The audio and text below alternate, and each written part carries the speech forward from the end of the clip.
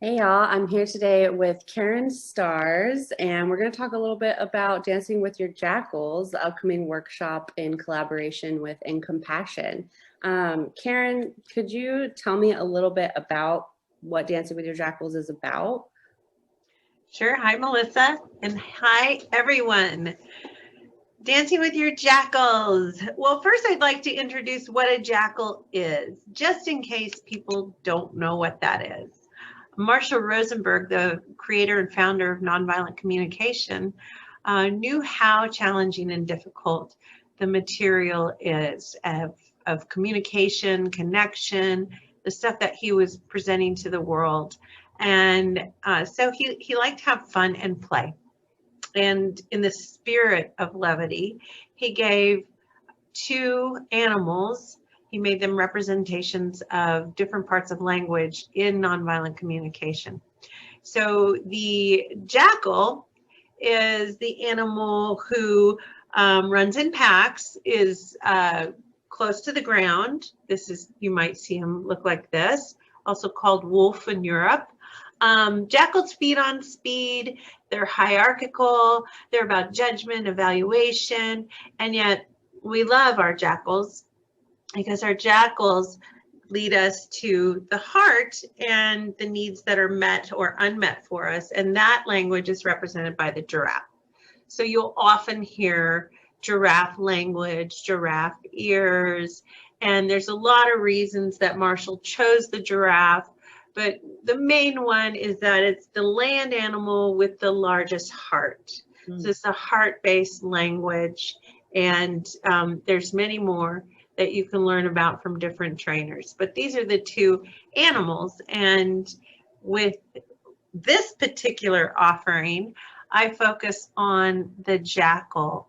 And the reason why is because I often hear, and know that's an evaluation, which is jackal language, I hear that NVCers are nice, and we ought to not have judgments, and oh, that's not compassionate if you have a judgment.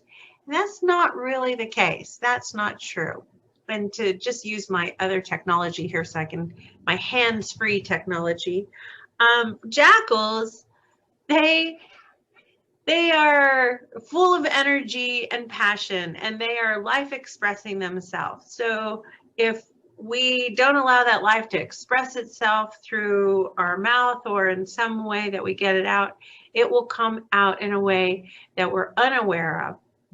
So in Dancing with the Jackals, it gives space for us to have our evaluations and our judgments and to see what they're needing. And I call it dancing because it's fun. It's a way to move with those judgments and evaluations that we have without creating more shame and blaming them and blaming ourselves for having them. Yeah, I'm hearing a lot of language these days about what I'm hearing called the shadow self, and it almost sounds like the jackal is like the original depiction of this, and that it's just another human part of us that we want to be able to get in touch with, acknowledge and embrace and listen to. Absolutely, yeah. It is life expressing itself. And how do we have compassion for that life? This is a shorter series than the Dancing with the Jackals is. I set it up as a 3-part series. This particular offering will be 1 part. So it's a taster. It's a little glimpse into what's possible. And my hope is that there will be some takeaways. There'll be some actual doable things that you can do, we can do, to transform our jackals into giraffe. So as someone coming to this taster, this one-time workshop, what do you hope that they'll be taking away? Well, my hope is that that some of the shame and blame that we have can be some relief around that, some alleviation, acceptance, self-acceptance and acceptance for others, a little bit shifting of our thought process, and a tool or two to have fun some games we play to have fun with the jackals. I'm really hearing you wanting people to have that fun and that play with it. And that was very much my experience as well with this workshop. So we really hope to see you all there, and thank you so much. Yeah, I hope to see you there. I hope that people come with plenty of judgment and have the willingness to express those evaluations and judgments in this space. Thank you, Karen. Thank you, Melissa.